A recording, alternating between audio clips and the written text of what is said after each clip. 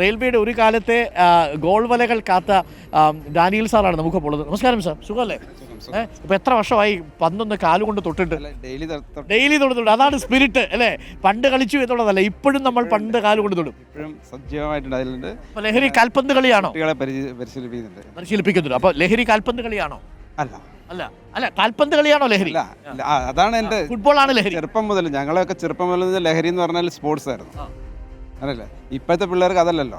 എവിടെയെങ്കിലും ഒരു ഗ്രൗണ്ട് കണ്ടാൽ ആദ്യം അത് നോക്കാതെ പോവില്ല. അതാണ് ഇപ്പോഴും ആൾക്കാർ നോക്കാതെ പോകുന്നത്. ലഹരി കണ്ടാൽ രാത്രിയിൽ അവിടെ പോയി എങ്ങനെ രണ്ട് പോയ്ക്കാം എന്നുള്ളതായിരിക്കും. അതെ.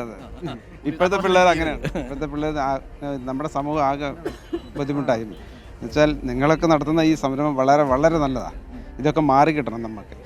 ഇതിനു വേണ്ടിയിട്ട് നമ്മൾ എല്ലാവരും ഒന്നിച്ച് പരിശ്രമിച്ചേ പറ്റുള്ളൂ. പിന്നെ ചെറിയ പിള്ളേരെ ഇപ്പോൾ ആർട്സിലും സ്പോർട്സിലേക്കൊക്കെ മാതാപിതാക്കൾക്ക് പറയാനുള്ളതാണ് അതിലേക്ക് തിരിച്ചുവിടുക. അതായത് രക്ഷിതാക്കൾ പ്രത്യേകം ശ്രദ്ധിക്കണം. ഒരു കാലത്ത് റെയിൽവേയുടെ മികച്ച ഫുട്ബോൾ പ്ലെയർ ആയിരുന്ന ശ്രീ ഡാനിയൽ പറയുന്നു, കേട്ടട്ടെ. മാതാപിതാക്കളോട് പറയാനുള്ള ഇത് മാത്രമേ ഉള്ളൂ. പിള്ളേരെ, ചെറിയ പിള്ളേർ, അടുത്ത തലമുറയെ നമ്മൾ നന്നാക്കി എടുക്കണമെങ്കിൽ ഒരുവിധം ഇവരെ സ്പോർട്സിലേക്കും ആർട്സിലേക്കും ഇവരെ ശ്രദ്ധ തിരിച്ചുവിടുക. അതാണ് മെയിൻ.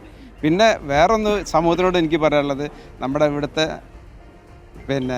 നിയമങ്ങൾ കുറച്ച് മാറേണ്ടതായിട്ടുണ്ട്. ശക്തമാക്കണം. എന്നാലേ ഇതൊക്കെ നമുക്ക് ഇവിടുന്ന് തുടച്ചു മാറ്റാൻ പറ്റും.